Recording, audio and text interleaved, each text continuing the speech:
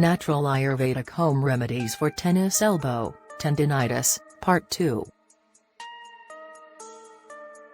Natural Ayurvedic Home Remedies for Tennis Elbow, Tendonitis.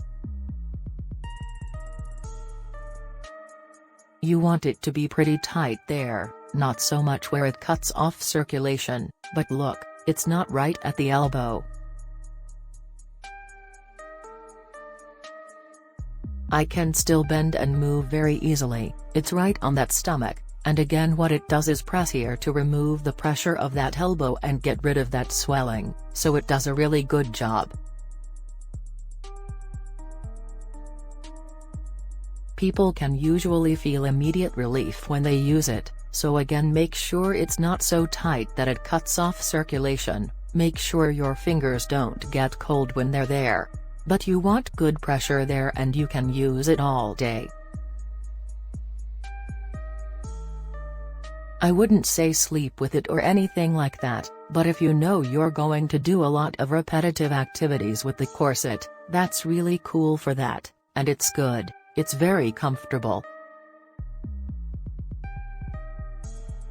You don't know who scratches or anything, and really I like the way it is adjustable so you can have the big strap. You can have the small strap and even change with the straps to whatever degree of adjustment you want, so it's really cool too. So if you are interested in buying the splint, you can click on it. So the next exercise will be a strengthening exercise, so this time you can use it as a soup can or a vegetable can. You don't want to start with something too heavy because that's it. Which means inflammation, and if you increase too much of weight too fast, you'll just have more inflammation, which is why cans of vegetable soup usually weigh about a pound, and that's really what you want to start with.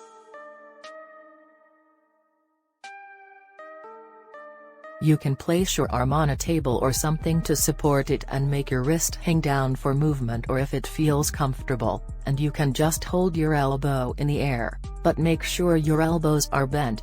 This time, so you don't want it right away, you want it nice, folded, and comfortable, so with the palm of your hand facing the ground, right at your wrist, you will go down gently and slowly and then back off gently and slowly.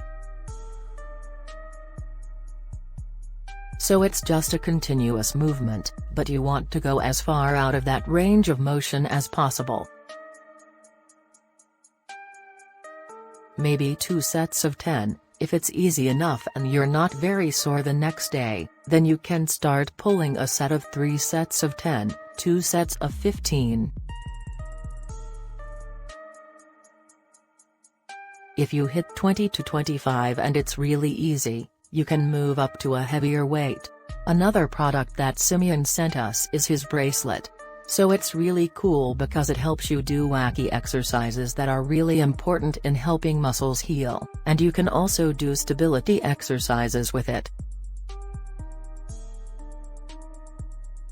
I really like it because it comes with a few different bars that you can put on the main bar to give it more or less resistance, so it's really cool. Therefore, it is good additional equipment to have. So what we're going to do first is this kind of eccentric exercise for those wrist extensors, so this move is a bit strange.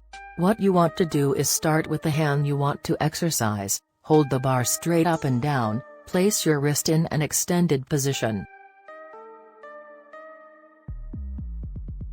So it goes this way or that way, then you have this extension movement, and then you want to reach out with the other hand. So this one should feel pretty good, this arm should feel pretty good that it can actually move up, because the more you rotate it the more you exercise on the bottom one, so go up. And then turn this one forward into a wrist bend, then grab it as far as you can and roll it forward while the bottom is still extended, then straighten your arms. So you can see that it's in that twisting motion, and then holding it here, you're just going to slowly take and control that left hand that's crooked and slowly go up that way. So you can see that I'm going down and I'm eccentric, that he's controlling it in this movement, that this exercise for these muscles and this one is really good. I wouldn't start with that, I would start with 3x5 and see what you feel, because again, it's a lot of exercise on this muscle. Even if you are doing it, I may not feel like I like it. So I'm going to review the entire motion so you can see it. So extend your wrist, come up, bend your wrist, twist, straighten your arms, and then slowly under this wrist bend with your hands.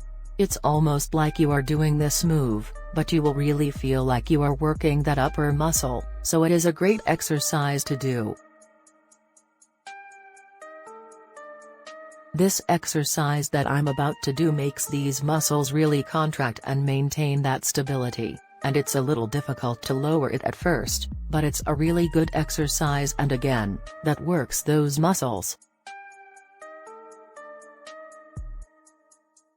These are small muscles, so you don't want to do a lot of them, but you can definitely feel them while doing it. So this time you want to keep your elbow bent all the time quite close to your side. You don't have to stick it sideways, but keep it close enough. Hold the bottom of the cuff to have enough space. That's the hardest part. You really want to keep your arm in one place and move around your wrist, so it's not that kind of movement, but it really is that movement. So if you can take a look at it, see how those muscles actually get activated. You know, my biceps do it, my wrist extensors do it, and they actually contract to keep my arm from going back and forth. So it's a really good move and I like it, so I'd do about 5 or 10 seconds again and then take a break. You can also go side to side, which is a bit more difficult. You can lower it and go that way, or you can go back and forth to get a bit of supination. So again, try to keep that elbow and all that arm quite still.